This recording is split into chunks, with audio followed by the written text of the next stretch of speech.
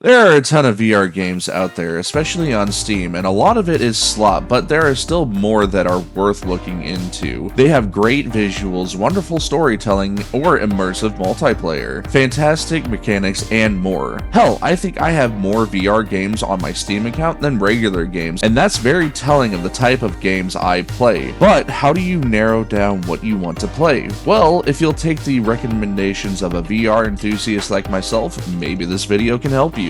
Hello all you wonderful VR divers, thank you once again joining me on Weaver's Wonderful World. As always, I'm your host Ginsu Weaver, and this is the top 10 VR franchises I think everyone should play.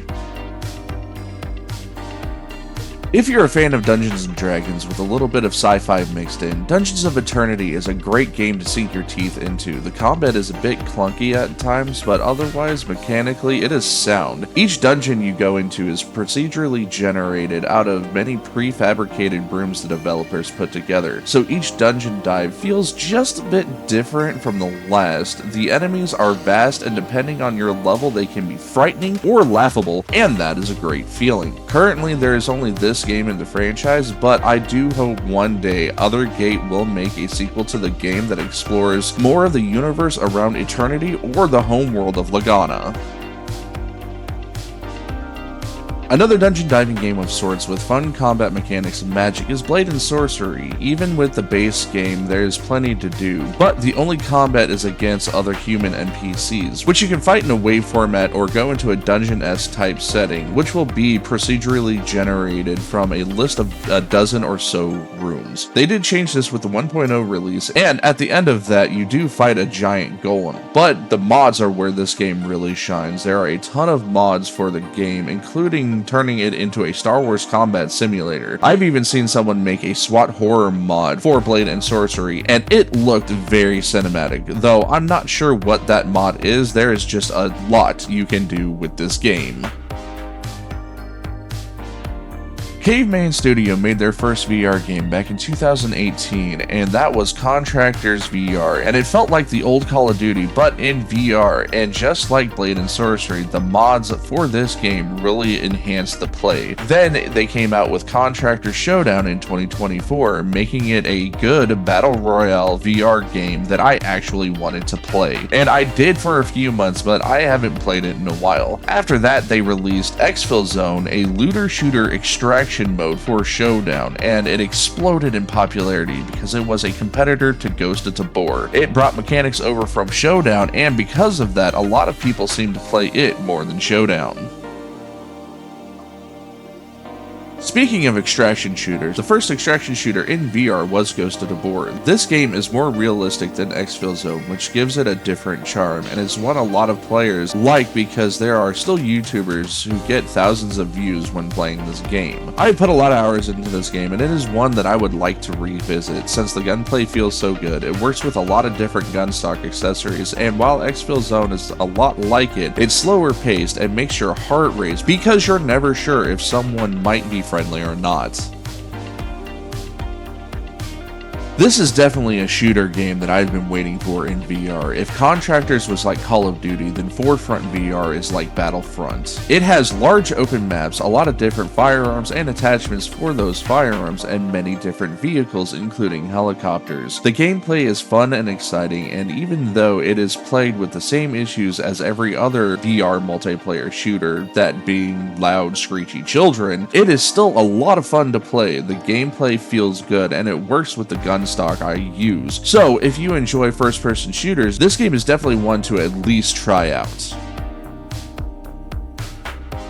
Surviving, looting, crafting, that is the game loop for this franchise. The Walking Dead Saints and Sinners games are some of the best VR games out there. The physics in the game are very nice and everything feels like it has weight to it. The visuals, while more cartoonish than the TV series, are still stunning and bring a nice vibe to the game as a whole. Killing zombies is always fun, whether it be with a knife, bashing their skulls in with a blunt weapon, or shooting them with a firearm. There are plenty of ways to do so. The story is great with two warring factions going at each other, and you can choose to work with either or work against both at the same time. Either way, this is a game everyone in VR should play.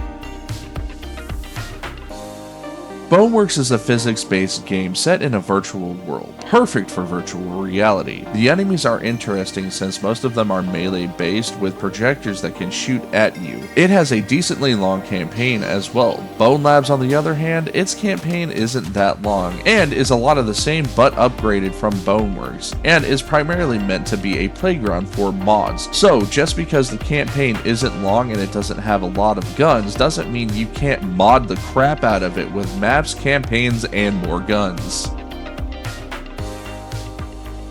Vertigo is a wacky, weird, and fun game with nice visuals and a comedic story. You play as Sonia, a woman who just wanted to get away for the weekend due to burnout, but then gets spirited away due to a spatial anomaly, and goes on a whirlwind adventure trying to get back home. The weapons you get in this game are beyond strange, as well as the teleportation aspect. It makes these games more weird, challenging, and just all around goofy to play through.